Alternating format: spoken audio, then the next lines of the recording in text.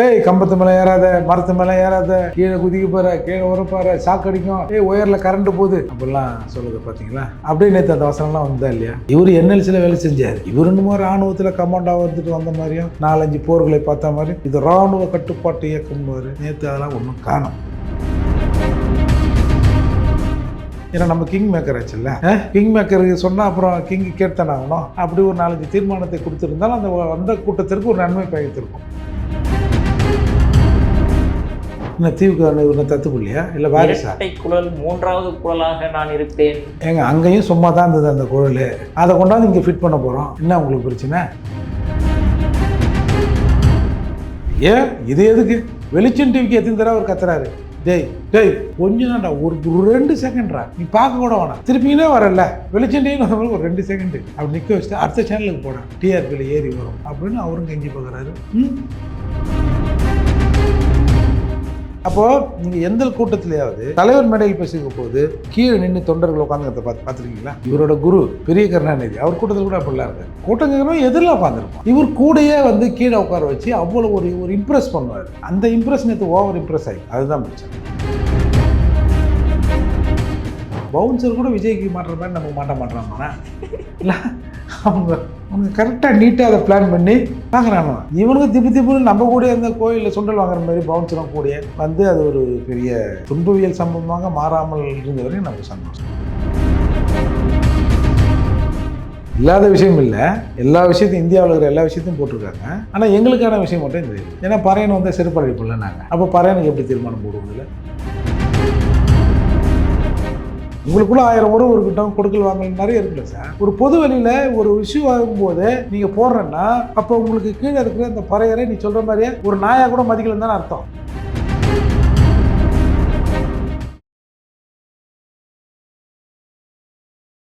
இளையபாரத நேயர்களுக்கு வணக்கம். இன்னைக்கு நம்ம நேர்காணலில் நம்ம சிறப்பு விருந்தினர் புரட்சி தமிழகம் பறையர் பேரவைத் தலைவர் மற்றும் வழக்கறிஞரான ஏர்போர்ட் மூர்த்தி சார் அவர்கள் தான்.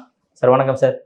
சார் எப்பவுமே எழுச்சி தமிழர் திருமாவளவன் அவர்கள் என்ன எல்லாம் காசு கொடுத்து கூட்டம் சேர்த்தது, கடைசி மாநாடு நடத்தும் போது கூட ஆதவர்ஜுனா காசு கொடுத்து கூட்டு வந்தாரு, எல்லாம் ட்ரோன் ஷாட்லாம் வச்சு காட்டினான்ற மாதிரி சொல்லியிருந்தீங்க. ஆனால் உளுந்தூர்பேட்டையில் நடந்த மாநாடை பார்த்தா அந்த மாதிரி தெரியலையே சார். அத்தனை கூட்டங்கள், அவரை மயக்கம் அடைகிற அளவுக்கு அந்த அளவுக்கு அன்பு கூட்டங்கள் எப்படி பார்க்குறீங்க? சேட்டையை பார்த்தீங்களா? சேட்டையா? இந்த மாதிரி சேட்டை சார். இப்போ இந்த விஜய் தற்குறிகள் மாநாட்டில் ஏய் கம்பத்து மேலே ஏறாத, மரத்து மேலே ஏறாத, கீழே குதிக்க போகிற, கீழே உரப்பாரு, சாக்கடிக்கும், ஒயரில் கரண்ட் போகுது அப்படிலாம் சொல்லுது பார்த்தீங்களா? அப்படியே நேற்று அந்த வசனம்லாம் வந்தா இல்லையா? போனதெல்லாம் நான் திருப்பி கூப்பிட்டு வந்துட்டேன் அப்படின்னு விஜய்க்கு காட்டணும். அதுக்காக இது ஒன்றும் பெரிய விஷயம் இல்லை. நீங்கள் மாநாடு யார் கூட்டம்ல தான் மாநாடு வராங்க. பட் ஆனால் இந்த சமூக மக்கள் கொஞ்சம் பேராவது ஏதாவது ஒரு எதிர்பார்ப்போடு போயிருப்பாங்க. போனவங்களுக்கு ஒரு 125 தீர்மானத்தை கொடுத்து, நல்ல வேலை பாதி படிக்கும்போது அவருக்கு இருக்கிற நாய் எக்ஸ்தலத்தில் பார்த்துக்கன்னாரு. இந்த 125 படிச்சிருந்தாருன்னா எதில் இருக்கிறவங்க இருக்குன்னு ஆகிட்டுருப்போம். அப்படி இருக்குது 125 தீர்மானம். எல்லாமே மத்திய மோடி இவரை பார்த்தோன்னே இது பம்மருது. யார? விஜய் அவர்கள் வாழ்வு கொடுத்த தலைவரை பார்த்தோன்னே இது பம்மருது. மோடி பார்த்தோன்னே பாரு இவ்வளோ தீர்மானம் போட்டுக்கிறேன்னு. என்னத்துக்கு சார்? நீங்கள் பொதுவாக ஒரு மாநாடு ஒரு 10 தீர்மானம் 12 தீர்மானம் போடுவாங்க. இதுக்கு ஒரு வருஷம் நடத்தணும் பொழுது ஒரு தீர்மானத்துக்கும் நல்லா தான் இருக்குது. ஆனால் ஒன்றுமே ஒர்த்தாலாம் ஒன்றும் இல்லை இந்த சமூக மக்களுக்கான விஷயங்களோ. நான் என்ன சொல்கிறேன், இவரெல்லாம் போட்டார்ல தீர்மானம், 120 தீர்மானம். ஒன்றே ஒன்று, இந்த பஞ்சமி நிலங்களை மீட்டு கொடுங்க. கூட தானே இருக்கிறாங்க. பஞ்சமி நிலங்களை மீட்டு கொடுங்க. இந்த வெளிநாட்டுக்கு அனுப்புகிற ஸ்காலர்ஷிப் ரொம்ப கம்மியாகுது. அங்கே ஒரு 100 யூனிவர்சிட்டி ரேங்க் பண்ணியிருக்காங்க. அதில் கடைசியில் இருக்கிற யூனிவர்சிட்டியில் சேர்ற அளவு தான் நம்ம தமிழ்நாடு அரசு பணம் கொடுக்குது. அதை கொஞ்சம் கூட்டுங்க. தாட்கோவுக்கு ஒரு தனியாக வங்கியை உண்டு பண்ணுங்க. நாங்கள் போய் லோன் கேட்டால் மூஞ்சில் காரியத்தை போகிறோம், லோனை தர முடியாது, ஒன்றும் தர முடியாது, போடா அப்படின்னா. தாட்கோவை கொடுத்துருக்குங்க அப்படின்னா தாட்கோ கொடுத்தாலும் அவங்ககிட்டே போய் வாங்கிக்கோ, பேங்க்லாம் வராது இந்த பக்கம், உங்கள்கிட்ட கொடுத்துருக்காவும் தாவாக இருக்கிறது அப்படிங்கிறான். அதுக்கு நீண்ட நாட்களாக தாட்கோவே ஒரு வங்கி ஆரம்பித்தோம்னா அவங்க கொடுத்துட்டு அப்புறம் நீங்கள் கலெக்ஷன் பண்ணீங்க அப்படின்னு சொல்கிறாங்க. அதை நம்ம கேட்டிருக்கலாம். ஏன்னா நம்ம கிங் மேக்கர் ஆச்சுல்ல, கிங் மேக்கருக்கு சொன்னால் அப்புறம் கிங் கேட்டான் ஆகணும். அப்படி ஒரு 4-5 தீர்மானத்தை கொடுத்துருந்தாலும் அந்த கூட்டத்திற்கு ஒரு நன்மை பயத்திருக்கும். வேறு ஒன்றும் பெருசாக இதில் இல்லை. பட் இருந்தாலும் அந்த கூட்டன்ற ஒரு விஷயத்தை வந்து கட்டுக்கடங்காத ஒரு கூட்டத்தை பார்க்க முடியுதில்ல சார். அவருக்கு எழுச்சி தமிழர் திருமாவளவன் அவர்களுக்கு. இல்லை, கட்டுக்கடங்காத கூட்டங்கிறது ஒரு அது உங்களுக்கு ஒன்றா ஒரு பற்றியா கூட்டத்தை பற்றியானே, பட் அதில் ஒரு ஒழுங்கு இல்லைல்ல. அதாவது ஒழுங்காக வடிவமைக்கப்படாத சீரமைக்கப்படாத ஒன்றால் எதையும் வென்றெடுக்க முடியாது. விஜய் அவர்கள் வென்றெடுத்து விட்டாரு. அதில் கூட இப்படி இல்லையே. ம் விஜய் என்ன வென்றெடுத்துட்டாரு சார்? சிஎம் ஆயிட்டாரு. சிஎம் ஆயிட்டார் சார். வேற என்ன வென்றெடுத்தாரு? நாங்கள் எதற்காக சிஎம் அவர்களை ஜெயிக்க வச்சோமோ அதை எங்கள் கையில் கொடுத்துட்டாரா? 3 மாதத்தில் வந்து 1 லட்சம் கோடி முதலீட்டை கொண்டாந்து இன்னும் 1.5 லட்சம் பேருக்கு வேலை கொடுக்குறேன்னு நிற்கிறாரு. மொதல் பேச்சு 10,000 பேர் போயிட்டான் 101வது நாள். இன்னும் மிச்சம் பேலன்ஸுக்காக வெயிட் பண்ணிக்கிறாங்க. இது ஒரு வெற்றியா? நாங்கள் எவனும் சரியில்லை, நீங்கள் வந்தீங்கன்னா எதனா பண்ணுவீங்க அப்படின்றதுக்காக உங்களை ஏற்றி வச்சோம்ல, அதை நீங்கள் பண்ணுகிற போது தான் உங்களுக்கான வெற்றி. என்னோட அறியாமை உங்களோட வெற்றி இல்லைல்ல, என்னோட அவா உங்களோட வெற்றி இல்லைல்ல, அதை பூர்த்தி பண்ணிக்கிற போது தானே நீங்கள் வெற்றி அடைவீர்கள். அதனால் நீங்கள் இன்னும் ஒரு 4 வருஷம் பார்ப்போம். புரியுது. அப்போ இருந்தாலுமே இனிமேல் வந்து தாவேக்காவோட தான் கூட்டணி அப்படின்ற மாதிரி இத்தனை நாள் வந்து ஓப்பனாக சொல்லாமல் இப்போ இந்த பகிரங்கமாக அறிவிச்சிட்டாரு சார். அப்போ திமுகவோட நிலைமை? சரி, திமுகவா? ஏன் இப்போ இன்னும் திமுக இன்னும் தத்துப்பில்லையா? இல்லை வாரிசா? இரட்டை குழல் 3வது குழலாக நான் இருப்பேன். ஏங்க அங்கேயும் சும்மா தான் இருந்தது அந்த குழல். அதை கொண்டாந்து இங்கே ஃபிட் பண்ண போகிறோம். என்ன உங்களுக்கு பிரச்சனை? எங்கே போனால் அங்கே டம்மி தான். அதனால் நாங்கள் அதை வச்சு எங்கள் ஆளுங்க ஏதாவது கொஞ்சம் பேர் அப்படி இப்படி ஏதாவது நவுத்திங்கன்னா சரிதான். அதில் என்னென்னா, ஆளுங்கட்சி கூடவே இருந்தோம். அதிமுக கூட இருந்தோம், திமுக கூட இருந்தோம், காங்கிரஸ் கூட இருந்தோம், பிஜேபி கூட இருந்தீங்க. அதையும் சொல்லாமல் விட்டீங்க. அதையும் நான் சொல்கிறேன். பிஜேபி கூட இருந்தோம். இன்றைக்கு ஆளுங்கட்சியாக இருக்கு. ஆளுங்கட்சி கூட இருக்கிறோம், நாளைக்கு ஆளுங்கட்சியாகவே இருப்போம். அப்போ இந்த ஆளுங்கட்சி என்ன ஆகும்? விஜய் தற்கொலை தள்ளி விட்டு நாங்கள் வந்துடுவோன்றாரா? அதுக்கு என்ன அர்த்தம் எனக்கு ஒன்றும் புரியல. நல்ல வேலை ஒரு 10 எக்ஸஸாக இல்லை. அதுக்கேற்ற மாதிரி இந்த சபாநாயகர் இந்த லீகல் ப்ரொசீடிங்ஸும் அவரை வந்து டிஸ்டர்ப் பண்ணுது. இல்லைன்னா இந்நேரம் இடைத்தேர்தல் வச்சு ராணையனான்னு சொல்லிட்டு ஒரு 4-5 தெலுங்காரங்களை கூட்டு போட்டு ஜெயிச்சு இந்நேரம் வந்து அந்த குறைவதை நிவர்த்தி பண்ணியிருப்பார். அதால் இவங்க கதை ஓடுது. இல்லைன்னு வச்சுங்க, போதுண்டா சாமி அப்படின்னு இவங்களை வீட்டுக்கு அமைச்சிருப்பாங்க. இருக்கிற வரைக்கும் நீங்கள் வந்து காப்பாற்றிக்கலாம். அதில் சரி, இவங்க என்னமோ விஜயோட வெற்றிக்கு கூட நின்று பாடுபட்டு கல்லையும் மண்ணையும் சுமந்து கட்டடத்தை கட்டினா என்னன்ற மாதிரியும் அவங்க வந்து கடைக்கால் தோண்ட இவங்க பள்ளம் தோண்டியிருந்தாங்க. கடைக்கால் கீழே ஓட்டுன்னு கடைசி வரை தேர்தலுக்கு ஓட்டு போடுற முன்னாள் வரை கடைக்காலில் பணம் தோண்டினவங்க தானே இவங்க விழுந்துன்னு. இப்போ இன்றைக்கி என்னமோ நாங்கள் தான் உங்களை சீராட்டி பாராட்டி தூக்கி விட்டோம் அப்படி மாதிரி பேசுகிறாங்களா? இந்த அரசியல் விவரம் கூட வந்து அவங்களுக்கு புரியாது. நீ என்ன வேணாலும் பேசு, கொஞ்சம் கூடமா அவங்களுக்கு புரியாது. நேற்று வரைக்கும் இவங்களாம் நம்மளை வந்து திட்டிருந்தாங்க, இன்னைக்கு பற்றியா அப்படின்னு. அதால் அவர் வந்து எப்படியாவது காலத்தை தொல்லணும். வந்து திமுகவில் சொன்ன மாதிரி பல செத்து போன கட்சிகளுக்கு நாங்கள் தான்டா குளுக்கோஸ் ஏற்றி வச்சுருந்தோம் அப்படின்னாங்க இல்லையா? உண்மையிலேயே வந்து இவருக்கு மெஜாரிட்டி கட்சி இருந்தால் இது நேரம் போஸ்ட்மார்ட்டம் பண்ணி நேரம் புல் முளைச்சிருக்கோம். நல்ல வேலை, அது இயற்கையே தமிழ்நாட்டுக்கு நீங்களாம் நிம்மதியாக இருக்கக்கூடாதரா அப்படின்னு ஏதோ ஒன்று பண்ணியிருக்கிறாங்க. அதில் இவங்க கூட இருக்கிறாங்களே தவிர வேறு ஒன்றும் பெருசாக இல்லை. ஒரு நல்ல கூட்டம், கொஞ்சம் பேர் ஒரு எதிர்பார்ப்போடு வந்திருப்பாங்க. பொம்பளை பிள்ளைங்க நல்லா டான்ஸ்லாம் ஆடினாங்க. அதில் நல்ல என்டர்டெயின்மெண்ட் தான், சிறப்பு தான் அது. பட் ஆனால் அது ஏதோ ஸ்கிரிப்டட் மாதிரி இருக்குது. ஒரு புள்ள நல்லா குத்து ஆட்டம் நல்லா ஆடுது. பட் இதெல்லாம் பொது வெளியில் பார்க்குற போது ரசிக்கிறபடியாக இல்லை. நீங்கள் வந்து இப்போ அடிக்கடி சிந்தனை செல்வம்லாம், நேற்று சிந்தனை செல்வம் பேசினார் என்னன்னு தெரில, இராணுவ கட்டுப்பாட்டு மிக்க இயக்கம் அப்படின்னு ஒரு ஆனாவுனா. இவர் என்எல்சியில் வேலை செஞ்சார். இவர் என்னமோ இராணுவத்தில் கமாண்டாக வந்துட்டு வந்த மாதிரியும் 4-5 போர்களை பார்த்த மாதிரி இது இராணுவ கட்டுப்பாட்டு இயக்கம்னு. நேற்று அதெல்லாம் ஒன்றும் காணும். சரி, ஏதோ ஒரு கடைசியில் தலைவரையே மயக்கமாக வச்சு இன்னும் கொஞ்ச நேரம் இருந்தால் உண்மையிலே நேற்று என்னை பொறுத்தவரை இதுவரை திருமாவளவன் அவர்கள் எடுத்த அரசியல் முடிவுகளிலே நேற்று எடுத்த முடிவு தான் அருமையான முடிவு. இன்னும் கொஞ்ச நேரம் ஒரு 1/2 hour கூட்டத்தை நடத்தியிருந்தா அப்புறம் இந்த கரூர் மாதிரி தான் எதனா ஒன்று ஆயிருக்கும். நல்ல வேலை. ஆமாம் சார், நிறைய பேர் மயக்கம் அடைஞ்சு, நிறைய பேர் மயக்கம். ஆமாம், நிறைய பேர் எவன் முன்ன முடியுமோ எங்கூட்டு தாலிகள் காப்பாற்றப்பட்டது. அப்படி இல்லைன்னு வச்சுங்க, இப்போ ஒன்று எதனா ஒன்று ஆயிருந்தானே விஜய் அரசு வேலையை கொடுக்க போகிறாரு, ஒன்றும் இல்லை. அப்போது கிளவராக அதை வந்து பாதியிலே முடிச்சுட்டு எல்லாம் போய் வீட்டில் போய் படித்து பார்த்துங்க. இன்னமும் வந்தவங்களாம் அப்படியே கண்ணாடியோட வந்து தீர்மானத்தை படிக்கிற மாதிரி சொல்லி முடித்தது ஒரு நல்ல முடிவு. அப்படி இல்லைன்னா அது ஒரு பெரிய சிக்கலை ஏற்படுத்திருக்கும். அதாவது எல்லாரும் சொன்னான் திருமாவளவன்கிட்ட இருக்கிறவங்களாம் வந்து அங்கே ஓடி கை தட்டுறான்னு, அங்கே ஓடி மரத்தில் ஏறி நிற்கிறான்னு. இல்லை வந்துட்டேன் கூப்பிட்டான்ட்டேன் அப்படின்னு இன்னைக்கு நிரூபிச்சிருக்கிறேன். அதை விஜய் தான் பார்த்துக்கணும், நமக்கு ஒன்றும் இல்லை.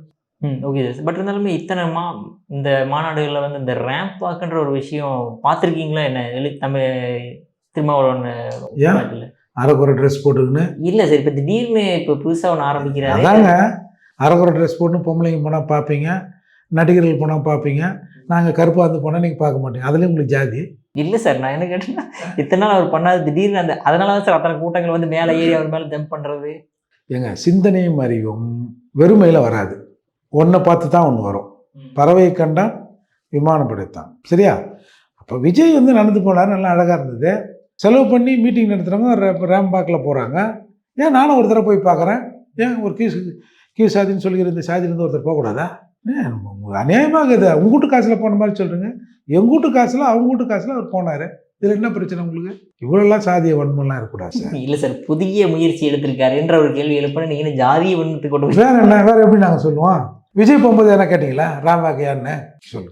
நடிகர்ன்றனால அவர் எப்பவுமே அந்த மாதிரி நடந்து பழக்கம். நாங்கள் தான் 2-3 படத்தில் நடிச்சேன், படம் ஓடல, நல்லா ஓடுதான், நாங்கள் ஒரு தான் நடிச்சிருப்பேன் தொடர்ந்து. திருமாவளவன் படம் நடிச்சிருக்காரு சார். என்ன சார், ராணுவ வீரர் மாதிரிலாம் நடிச்சிருக்காரு. ஒரு லிப்டிக்கு மீசெல்லாம் பெருசாக விட, லிப்டிக்கெல்லாம் மட்டும் ஒரு பெரிய துப்பாக்கிலாம் வச்சு போஸ்ட்லாம் பார்த்தது இல்லையா? அப்புறம் ஒரு பாய் மாதிரி ஒரு பாட்டெல்லாம் பண்ணி, ஒரு ஒட்டு போட்ட கோட்டு போட்டு பாட்டெல்லாம் பாடிக்கின்னு, எண்ணுயிர் தோழி அன்பு தோழி, ஒரு 2-3 படம் நடித்தார். நீங்கள் பார்க்க மாட்டீங்க, நம்ம என்ன பண்ணுறது? அவ்வளோ ரசிகர் வரான், சரி, அவ்வளோ தொண்டர்கள்ன்ற பேரில் வராங்கல்ல, அவங்க அதை பார்த்துருந்தா கூட படம் ஓடி இருக்கும். ஏன் இது எதுக்கு? வெளிச்சம் டிவிக்கு எத்தனை தடவை அவர் கத்துறாரு, டேய் டேய் கொஞ்ச நான்டா, ஒரு 2 செகண்ட்ரா, நீ பார்க்க கூட வேணாம், திருப்பிங்கன்னே வரல, வெளிச்சம் டிவின்னு ஒரு 2 செகண்டு அப்படி நிற்க வச்சுட்டு அடுத்த சேனலுக்கு போடான், டிஆர்பியில் ஏறி வரும் அப்படின்னு அவரும் கெஞ்சி பார்க்குறாரு. ஒருத்தனும் அதை பார்க்க மாட்டான். அப்படி இருக்கிற சூழ்நிலை சார், இப்போ விஜய் வந்து ரேம்பாக் வராருன்னு வச்சுங்களேன். விஜய் எனக்கு தெரிஞ்சு பொது நிகழ்ச்சிகளே வந்ததில்லை, ஆடியோ லான்ச்சில் தான் வந்திருப்பார். ஆடியோ லான்ச்சில் அங்கே இருக்கும், மானிட்டர்லாம் அங்கே பார்த்துருப்பான். இந்த மூஞ்சை பார்த்துட்டு அது ஓட்டு போடுறான், டை இப்போ பார்த்துனே போனேன் கிட்ட இருந்து பார்த்தா தெரியுமா, இன்னும் செக்க சேவையில் இருக்கிறாரு தெரியுமாயா, அப்படியே சினிமாவில் பார்க்குற மாதிரி பார்க்குறாரு, கலர் சூப்பராக இருக்கிறாரு, முடி ஹேர் ஸ்டைல் பயமாக இருக்குது அப்படின்னு சொல்லின்னு போகிறதுக்காக விஜய் ரேம்பேக் பண்ணார் சார். இவர் ஏன் பண்ணுறாரு? உன்னை வந்து அசோக நகரில் பார்க்க போகிறாங்க, இல்லை ஊரில் காது குத்து கல்யாணம்னா நீங்கள் போக போகிறீங்க. அப்போ இது தேவையில்லாத விஷயந்தான் இது. இல்லை அட்லீஸ்ட் அதை வந்து ஒரு சரியாக ஒரு ஆர்கனைஸ் பண்ணி, நம்ம கூட கிரீஸ்லாம் ஆர்கனைஸ்னு ஞாபகம் யார் சார் இந்த மாநாட்டை ஆர்கனைஸ் பண்ணது? ஏன்னா அந்தளவுக்கு ஃபேமஸ் பண்ணி விட்டாரு. என்னவோ சார், எல்லாம் காசு கொடுத்து அரேஞ்ச் பண்ணியிருக்கிறாங்க. பட்டு சார், நீங்கள் பொதுவாகவே பெரிய இப்போ கட்சியில் ஒரு 10 பேர் ஒரு எஸ்சிகள் இருக்குன்னு வச்சுங்க, யாராவது ஒருத்தன் தான் வச்சுங்க, இருப்பா தலைவர் உள்ள பேசினுக்கிறாருன்னா அவன் சொல்கிறோம் வேற ஆளாக தானே வச்சுங்க, யார் இவர் என்னைக்கு வந்தார், ஜாதி புத்தி பற்றியா நம்மளை நிறுத்துறாரு, ஏய் நாங்கள் யார் தெரியல அப்படின்ட்டு இயல்பாகவே இருக்கும். ஏன்னா பல இடங்களில் இந்த மக்கள் புறக்கணிக்கப்படுகிறார்கள். புறக்கணிக்கப்பட்ட மக்களுக்கு எவன் எங்களை ஒதுக்கி வச்சாலும் இவன் ஏதோ ஒரு சிந்தனையோடு தான் ஒதுக்கி வைக்கிறானுன்ற எண்ணம் அவர்களுக்கு இயல்பாக இருக்கும் சார். அதன் அடிப்படையில் வந்து விஜய் போனார்ன்றதுக்காக இவரும் போய் தான் இன்றைக்கி வந்து இன்றைக்கி இவ்வளோ விமர்சனத்துக்குள்ளாகிது. எவனோ கட்டு கடக்க மாட்டானே, என்னவோ ஓடாது சார். இது முதல்லேருந்து இவங்க வந்து பழக்கப்பட்டது. இப்போ நீங்கள் ஒரு ஸ்டேஜ் இருக்குன்னு வச்சுங்க, ஒரு பக்கம் இன்னும் ஒரு பக்கம் அவுட்டு, இல்லை ரெண்டு வழி இருக்காங்கல்ல, 2 வழியில் அவங்க 100 கிட்டத்தட்ட ஒரு 100 பேருக்கு மேலே பவுன்ஸ் இருப்பாங்க பொழுது, இந்த பக்கம் ஒரு 10 பேர், இந்த பக்கம் ஒரு 10 பேர் நின்னா வந்திருக்க மாட்டாங்க உள்ள. இவங்களாம் உள்ளே டம்ப் பண்ணுறாங்க. ஒரு 10-50 பேர் வந்து நின்னா போதும்னா 100 பேர் வந்துட்டான், அது சிக்கலாகி போச்சு. அப்போது நீங்கள் எந்த கூட்டத்திலேயாவது தலைவர் மேடையில் பேசிக்க போது கீழே நின்று தொண்டர்கள் உட்காந்துக்கிறத பார்த்துருக்கீங்களா? இவரோட குரு பெரிய கருணாநிதி அவர் கூட்டத்தில் கூட அப்படிலாம் இருக்காது. கூட்டங்கிறவங்க எதிரில் உட்காந்துருப்பான், இவர் கூடையே வந்து கீழே உட்கார வச்சு அவ்வளோ ஒரு இம்ப்ரெஸ் பண்ணுவார். அந்த இம்ப்ரெஸ் நேற்று ஓவர் இம்ப்ரெஸ் ஆகி போச்சு, அதுதான் பிரச்சனை. Okay sir. அதே மாதிரி இப்போ ஒரு வீடியோ ரொம்ப வைரல் ஆச்சு சார், எல்லாருமே அதை பற்றி பேசுகிறாங்க. என்னென்னா 1 இயர்ஸ் அவர்களுமே அந்த தீப்பந்தத்தை பிடிச்சிருக்கும் போது நீ பிடிக்காது நான் மட்டும் பிடிச்சிக்கிறேன் அப்படின்ற மாதிரி ஒரு வீடியோ எல்லாருமே எல்லா சேனலுமே எடுத்து விமர்சனம் பண்ணுறாங்க. அவங்களுக்குள்ள ஏதாவது கருத்து வேறுபாடு இருக்கா சார்? ஏன் தலைவர் யார்? திருமாவளவன். அப்புறம் இம்மன் செலவு பண்ணி அப்படி ஏன் மூஞ்சி ஃப்ரேமில் வரணுமா? நீ பக்கம் ஒரு பக்கம் நிற்ப, இன்னொருத்தர் ஒரு பக்கம் நிற்பார், 3 பேரில் வந்தால் நீ எந்த ஃபோட்டோ மெயின் போய் அமைச்சர் பாரு மாட்டேன். வன்னியரசு அமைச்சர் தானே. என்னதான் இருந்தாலும் நீங்கள் கட்சியின் தலைவராக இருந்தாலும் யாருக்கிட்ட அதிகாரம் இருக்குது? வன்னியரசுக்கிட்ட அதிகாரம் இருக்குது. அதனால் அந்த கையை இப்படி தட்டி விடுறாரு, கையார. இப்போ நீங்கள் அந்த ஒரு சிங்கிள் ஃபோட்டோவை பார்த்தா நல்லா இருக்குமா? சிங்கிள் ஃப்ரேமில் வேற லெவலில் நீங்கள் ஒரு 3 பேர் இந்த பக்கம் கை வேற மறைக்குது, இந்த பக்கம் ஒரு வக்கீல் ஒருத்தருக்கிறாரு, அவர் கை வேற கரெக்டாக மூஞ்ச மறைக்குது, அவர் கொஞ்சம் மூஞ்ச மறைக்கிறது, கொஞ்சம் மேலே கையை தூக்கி வைக்கிறாரு, கையெடு அப்படி வைக்கிறாரு, அப்படி போகிறாரு. அந்த அங்கேருந்து ஃபோக்கஸ் பண்ணி எடுத்தோம்னா அந்த பவுன்சர் வேறு முன்னாடி தள்ளி போடுங்க, முன்னாடி போங்க. பவுன்சர் கூட விஜய்க்கு மாட்டுற மாதிரி நமக்கு மாட்டான் மாறேன் இல்லை. அவனுக்கு கரெக்டாக நீட்டாக அதை பிளான் பண்ணி பார்க்குறானோ. இவனுக்கு திப்புன்னு நம்ம கூட இந்த கோயிலில் சுண்டல் வாங்குற மாதிரி பவுன்சரும் கூடிய வந்து அது ஒரு பெரிய துன்பவியல் சம்பவமாக மாறாமல் இருந்த வரைக்கும் நமக்கு சந்தோஷம். Okay sir. ஸோ இந்த மாநாடு பேர் தமிழர் எழுச்சி மாநாடு அந்த மாதிரி போட்டிருக்கு. பட் இதுலையே சார் சீமான் வைகோ அவர்கள்லாம் கூப்பிடல. என்னங்க இது? நாங்கள் பிசிக்கு நாங்கள் செலவு பண்ணி நடத்துகிறோம். நாங்கள் தாவாக்காவே கூப்பிடலையா? இதெல்லாம் நாங்கள் திமுக கிட்ட அடிமையாக இருந்து பட்டது போகாதா? இப்போ நீங்கள் என்ன சொல்ல வரீங்க? வந்து எப்படி வந்து மது ஒழிப்பு மாநாடுன்னு போட்டு சாராயம் விற்கிறவனை கூப்பிட்டு மேடையில் நிற்க வச்சோமோ, அதே மாதிரி தமிழ் தேசிய எழுச்சி மாநாடுன்னு போட்டு 4-5 தெலுங்காரனை கூப்பிட்டு நிற்க வச்சுருந்துருக்கணும். அதை 4 பேர் விமர்சனம் பண்ணணும்ல. எங்கள் காசில் நாங்களே சலங்கை கட்டி ஆடுறது உங்களுக்கு பிடிக்கல. நாங்கள் வந்து செலவு பண்ணி ஒரு மீட்டிங் போட்டு வச்சோம்னா எவனா வந்து எங்களுக்கே அட்வைஸ் பண்ணிட்டு போவேன். லாஸ்ட் டைம் மாநாட்டில் வந்து டேய் எதில் இருக்கிறவங்களாம் குடிக்காமல் இருங்கடா, நாங்கள் ஏன்டா வைக்க போகிறோன்னு ஒருத்தர். இன்னொருத்தர் டேய் வீட்டுக்கு போ, இவன் பொண்டாட்டிக்கிட்ட பிள்ளைகிட்டலாம் நீனே சொல்லு குடிக்காதுன்னு. அது எதுக்கு கூட்டம்? இப்படி எதுக்கு நம்மளே வந்து கூட்டி நம்மளே வந்து துட்டு கொடுத்து சூனி வச்சுக்கிற மாதிரி என்னத்துக்குன்னு அவங்க தானா யாரையும் கூப்பிடாம மாநாடு போட்டார். அது மட்டும் எவனை நம்புறதுன்னு ஒன்றும் புரியலையே. அதில் ஒரு சிக்கல் இருக்குல்ல, அதெல்லாம் அவர் தனியாக பேசினார். Okay sir. இந்த 125 தீர்மானங்களில் வந்து எந்த தீர்மானங்கள் உங்களை வந்து ஓரளவுக்காவது சரி ஓகே நல்லா போட்டிருக்காங்க அப்படின்ற மாதிரி ஏதாவது தீர்மானங்கள்? நானும் படித்து பார்த்தேன். 125மா சார்? ஓரளவு அப்படி படித்து பார்த்தேன். இதில் இல்லாத விஷயமே இல்லை. அவர் அவ்வளோ போட்டிருக்காரு. ஆனால் எங்களுக்கான விஷயம் மட்டும்தான் இல்லை. இதில் இல்லாத விஷயம் இல்லை. எல்லா விஷயத்தையும் இந்தியாவில் இருக்கிற எல்லா விஷயத்தையும் போட்டிருக்காங்க. ஆனால் எங்களுக்கான விஷயம் மட்டும் இதில் இல்லை. ஏன்னா பறையன் வந்து செருப்பழிப்புல நாங்கள் அப்போ பறையனுக்கு எப்படி தீர்மானம் போடுவதில்லை? ஆமாம் சார், அதை கேட்கணும்னு நினச்சேன் நான். உங்களோட சேனல் ஏர்போர்ட் மூர்த்தி வாய்ஸ் என்ற சேனலில் வந்து இது இப்போ நீங்கள் சொன்ன அந்த வார்த்தையை வந்து ஒரு தமிழில் வச்சு போட்டிருக்கீங்க. என்ன காரணம் சார்? எதுக்காக அப்படி உங்களுக்கு? எதுக்கு அந்தளவுக்கு வன்மம் அவர் மேலே? வன்மம் இல்லை, அது அவர் சொன்ன வார்த்தை. மதுரை மேலவளவில் நாங்கள் அஞ்சலி செலுத்த போகும்போது நான் வரேன்னு தெரிஞ்சு அவர் வந்து இந்த மாதிரி பறையன்னு சொல்லி அவனா இயக்க நடத்தின்னு சேரிக்குள்ளே வந்தானா செருப்பால் எடுத்து விரட்டுங்கள் அந்த நாய்களை அப்படின்னு சொல்லி உசுப்பேற்றி எல்லாம் தண்ணியை போட்டு மூர்த்தி வந்தானா நாங்கள் இப்படி தான் ஸ்ட்ரைக் பண்ணானுவோம், ஆர்ப்பாட்டம் பண்ணானுவோம். அதுக்கப்புறம் கொஞ்சம் குடி அதிகமானோடனே வாட்டர் டேங்கில் ஏறி மூர்த்தி வந்தானா கீழே குச்சிட்டு விட்டானுவோம்.